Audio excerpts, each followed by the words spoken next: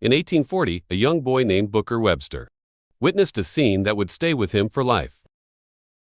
He had been taken captive by the Comanche a few seasons prior, learning their language and becoming a part of their world. But on this day, something shifted. Members of the tribe were wailing in grief, mourning the loss of several leaders who had been killed in what they viewed as a great betrayal.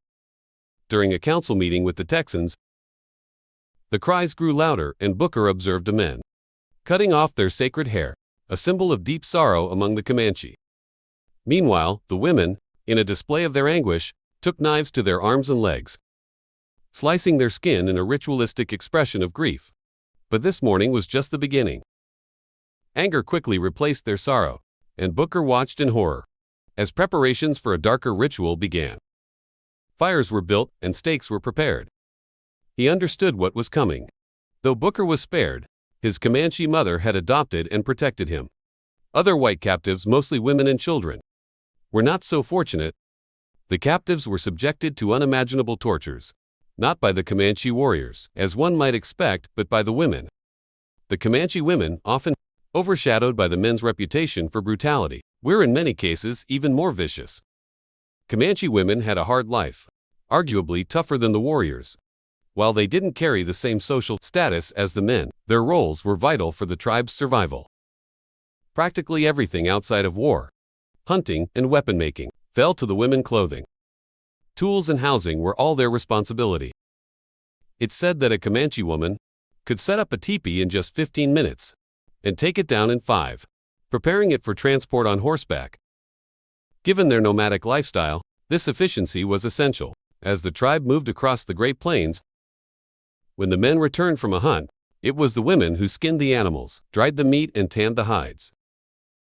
Their workload increased when buffalo hides became a hot commodity in trade during the 1800s, bringing greater wealth to the tribe and encouraging men to take on multiple wives.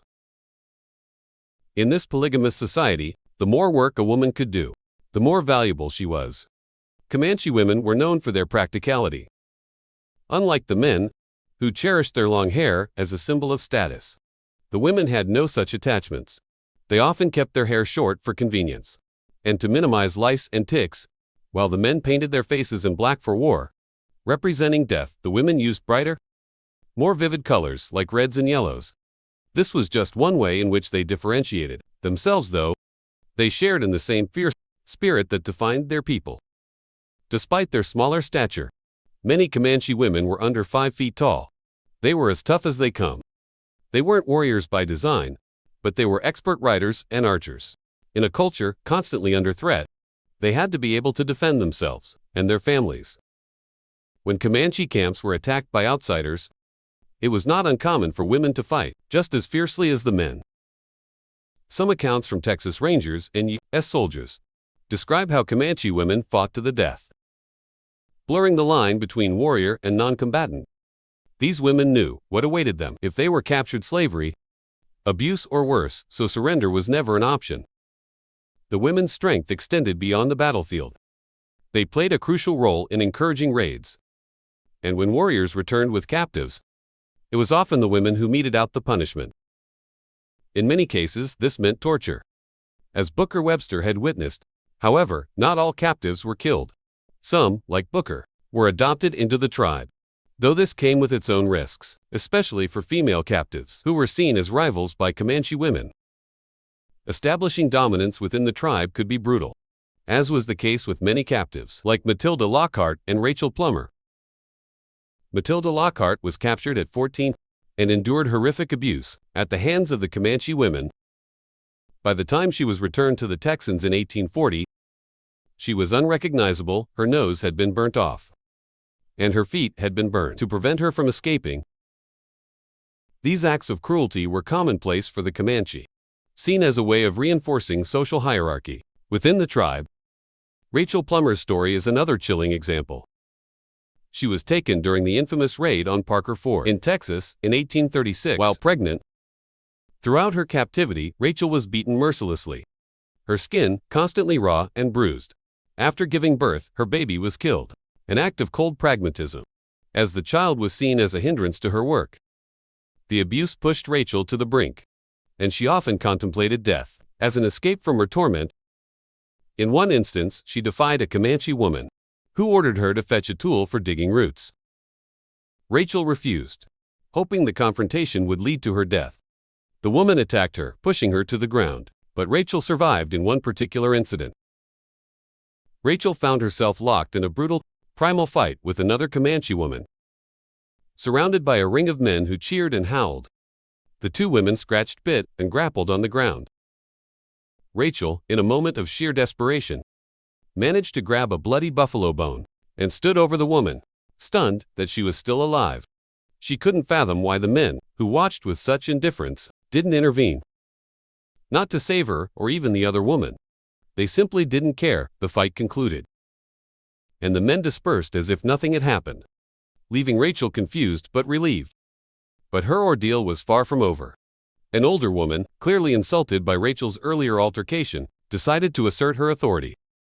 She demanded Rachel gather straw for a fire, intending to burn her alive.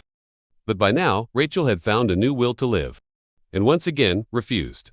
This sparked yet another savage battle, with the flames from the fire they had started burning them both as the older woman tried to force Rachel into the blaze.